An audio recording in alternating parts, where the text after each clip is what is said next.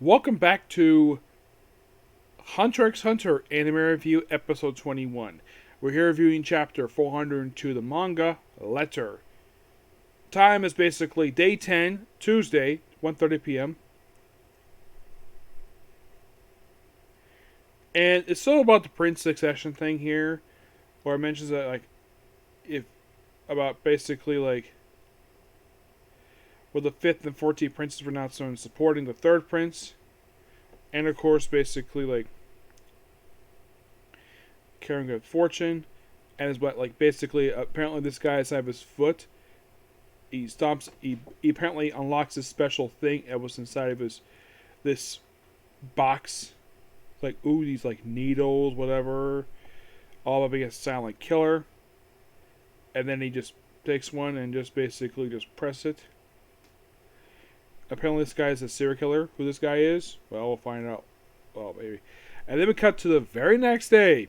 Yes, finally on day 11 of this cruise. A cruise that took basically 20 frickin' chapters to acknowledge a day passed by. Yes.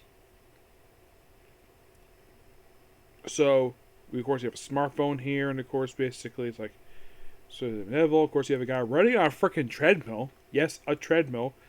And he's looking at a picture of what looks to be a woman.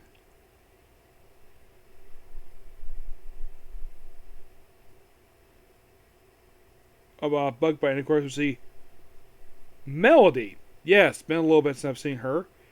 Yes, and this is 6 a.m. Probably a few hours later, where she is talking to her roommate about a particular person. Then we see, and this guy is identified as the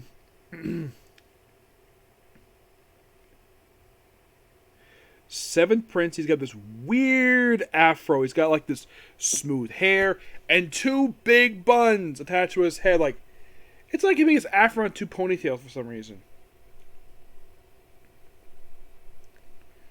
And then we see Leorio. Don't see him very often in the series.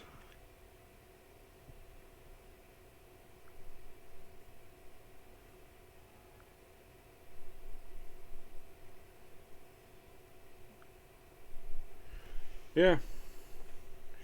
It's almost like he is. His appearances are very, very. Actually, it's not Leorio, it's somebody else. But Leorio's appearances have been very scarce as of late. I think in the case of this arc, overall, I think he's made appearances about 6, 7 chapters overall in this 50 plus chapter arc that's been going on now for several years. So basically, you have this guy, he's going to go see the first prince because he has a letter. Oh yeah, and they had this way blocked up by a guy at a desk with a laptop. Yes, a laptop, because of all the delays the series has gone through. Because the first phones you see in the series are the Beetle phones, which I've heard those have been made into modern day phones, and then over time they're replaced with actual smartphones. Yes, he's included that. I should point out the series started in 1997. Yes, this series has been going on now for 27 years. And he's only put out 402 chapters. And the main character has been gone since the election arc of the series. Yes, he has been gone. Because that's the way the writer wrote it. Where he basically had the series continue without the main character. Because the main character's goal was to find his father. And he accomplished that. No problem. Then he went home and do some studying because he was gone for 2 years. And the way the timescale of the series is weird is that when the series was 12, it's been 2 years. He should be 14. But nope, he's still 12 for some reason. Don't know why, but he is. And they've never gone back to him. Krella, he has not been seen also since the election arc of the series. And he is off traveling with his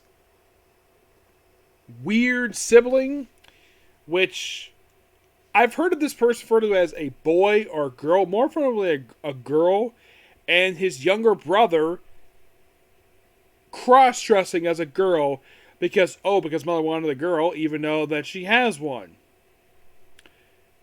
And it's like, the writer has never really clearly defined this character at all. She just shows up during an election arc, and then she goes off with her brother, and that's it for her. So, Prince made a last leg step over, and they used the nun, and of course, basically lots of authority. It's the prince.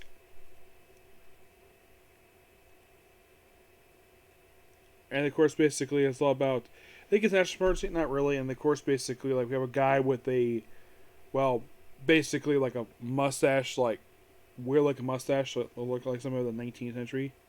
So, lots of end stuff here. And of course, we have the chapter end at 8:50. So, over the course of this, a lot of this chapter, about 2 hours and 50 minutes pass by. Where the chapter ends with Kurapika reading the letter, and in the chapter. It's almost like, okay, so the only thing we get this chapter is that we have a little bit more progression, say a little more in the last chapter, per se. And, like, Kurapika's in the chapter, okay, but there's not really a lot accomplished with this chapter. Not really, no. It's like, okay, we have this silent killer, apparently killing the princes. Who this guy is, don't know. The Phantom Troop's supposed to be in the ship too, but they have not been seen. This is like chapter like 380, I think it was.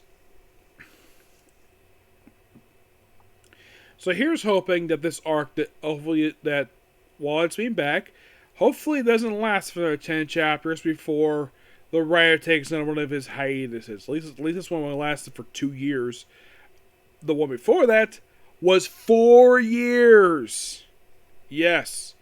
Because the constant thing I've heard about him is that he has problems with his back, or he spends more time playing Dragon Quest than actually working on his manga. Like, I have come with 2 separate suggestions basically to fix this problem with the series. Either make it monthly, or have the writer of Tokyo Ghoul, if he's not busy doing his, because he wrote the Hisoka one-shot, have him basically do some artwork for it. Have him work together. Well, he could. That was before he did his actual manga. He could have done that, but no, he has his own manga right now, so he probably doesn't have time. Or, here's something. Have his wife do the manga. She's basically a manga writer too, so I'm sure he would appreciate basically having his wife, who, those of you who don't know, the writer of this manga, his wife, is the creator of Sailor Moon. Could our work with his style? Possibly, but it's up to her. I heard she's lived off of royalties now. She hasn't drawn any manga in years. She basically lives off all the royalties, all the merchandise, all the anime related to Sailor Moon.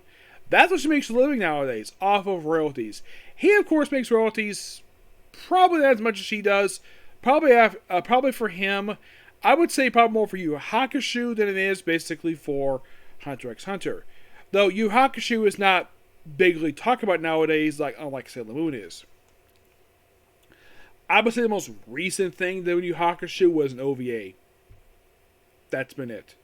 So, in the case of Hunter x Hunter, he's probably earning early royalties probably from the manga volumes. And maybe when anybody buys any DVDs related to the actual 2011 anime. Probably more than the 1999 anime. That's my personal guess anyways. So, yes, this will be pretty much a particular view. Please be sure to like, comment, subscribe, turn notifications, do the dislike button. Next up is One Piece. And there's going to be a reason I pick One Piece next, because at some point we're going with the anime. I'll discuss that in the anime video. Those of you basically already know what it is. I'm going to say what it is and get my thoughts on it, okay? Good next video. Bye.